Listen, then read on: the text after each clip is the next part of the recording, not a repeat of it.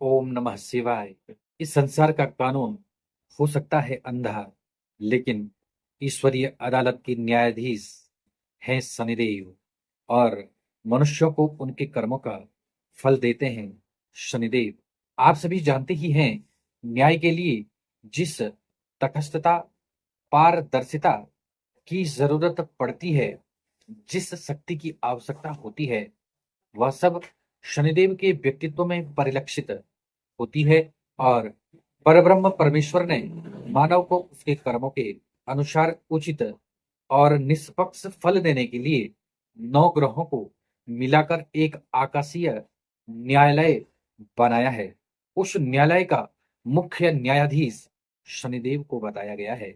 आज की इस महत्वपूर्ण वीडियो में हम बात करने वाले हैं भगवान का, यानी ईश्वरीय अदालत के न्यायाधीश हैं शनिदेव, जो देते हैं आपके कर्मों का फल आपको। इसलिए प्राणियों के शुभ अशुभ कर्मों का फल आपको देते हैं शनिदेव।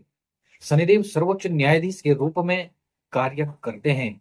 अशुभ कर्मों के लिए दंड देते समय शनि न तो कभी देर करते हैं और न कोई पक्षपात करते हैं। यानी जब आप जीवित होंगे, जब इस शरीर से कर्म कर रहे होंगे, तब इसका दंड आपको शनिदेव देंगे, और जब इस शरीर को छोड़ चुके होंगे, कर्म पूरा कर चुके होंगे, तब इसका दंड शनि के ही भाई यमराज आपको इसका दंड अवश्य ही देंगे। आपको बता दें, जीवित प्राणी को उसके कर्म के अनुसार दंड देने का कार्यभार भगवान ने शनिदेव को सौंपा है।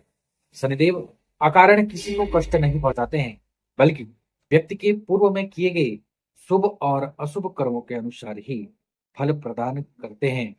जब शुभ या अशुभ हो कुंडली में शनिदेव तो किस प्रकार देते हैं फल, इसके बारे में हम चर्चा अवश्य करेंगे।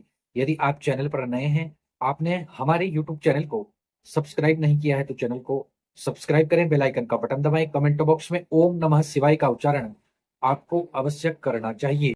शनि मित्र हो तो शनि की महादशा अथवा शनि की 7.5 शनि की ढैया के दौरान आपको शनिदेव देंगे आपको बंगला, मोटर, गाड़ी आदि।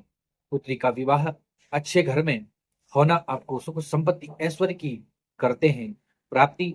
तब आपके सभी काम क्या है, निर्विघ्नता, यानी कोई भी विघ्न आपके उस कार्य में नहीं आता है और सभी कार्य निर्विघ्नता पूर्वक संपन्न हो जाते हैं। कब होते हैं? जब शनि आपके मित्र हो और शनि की महादशा अथवा शनि की 7.5 के दौरान आपके सभी अच्छे कार्य संपन्न हो जाते हैं। वहीं अगर कुंडली में शनि अकारक हो या अशुभ भाव में बैठे हो, तो जो है शनि की 7.5 के दौरान, शनि की महादशा के दौरान, शनि की 7.5 के दौरान अनेकों कष्टों को आपको प्राप्त करना ही पड़ेगा। शनि के अशुभ भाव में बैठने पर शनि झूठे आरोप में कोर्ट कचहरी आदि से लेकर अनेक समस्याओं का आपको इस दौरान अवश्य ही सामना करना पड़ता है। जब शनि की 7.5 हो, शनि की महादशा हो, शनि की ढैया हो, शनि की दृष्टि चल रही हो, इस समय जो है आपको अनेक प्रकार की समस्याओं का सामना अवश्य ही करना पड़ता है।